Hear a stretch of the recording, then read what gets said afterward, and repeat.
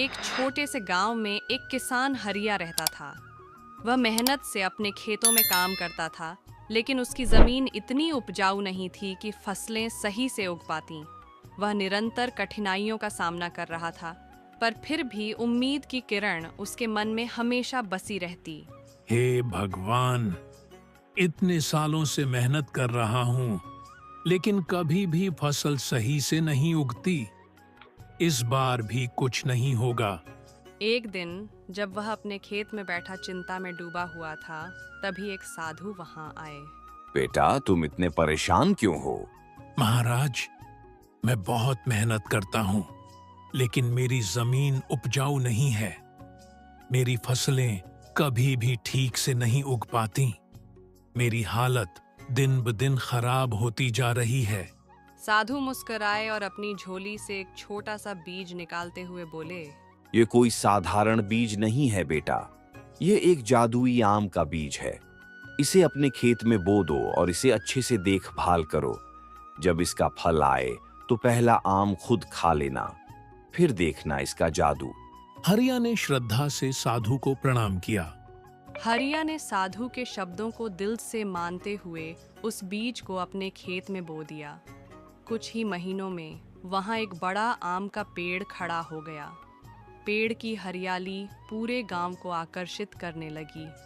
आखिरकार एक दिन पेड़ पर पहला आम लगा। वह आम सुनहरे रंग का और चमकदार था। हरिया का दिल खुशी से भर गया। हरिया ने पहला आम तोड़ा और खा लिया। जैसे ही उसने उसका पहला टुकड़ा खाया, उसकी सारी थकान दूर हो गई। एक नई ऊर्जा उसके शरीर में भर गई। वह अब पहले से कहीं अधिक ताकतवर और सक्रिय महसूस कर रहा था। अब वह पूरे दिन मेहनत कर सकता था और बिल्कुल भी थकता नहीं था।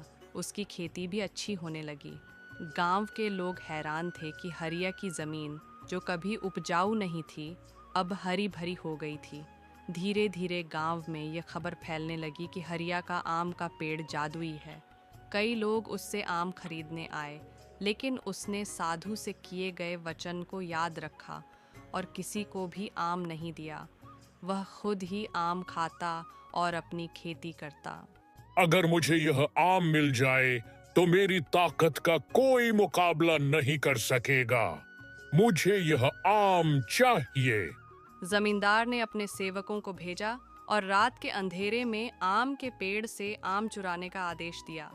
सुबह जब जमींदार ने आम खाया तो उसने महसूस किया कि वह बहुत हल्का हो रहा है। देखते ही देखते वह हवा में उड़ने लगा। पहले तो उसे मज़ा आया, लेकिन फिर वह डर गया क्योंकि वह नीचे नहीं आ पा रहा था। वह उड़ता ही चला गया और अंत में बादलों में गायब हो गया। अब मैं इस आम को अपने गांव के सभी मेहनती लोगों के साथ बांटूंगा। इससे उनकी जिंदगी बदल जाएगी और हमारा गांव खुशहाल होगा।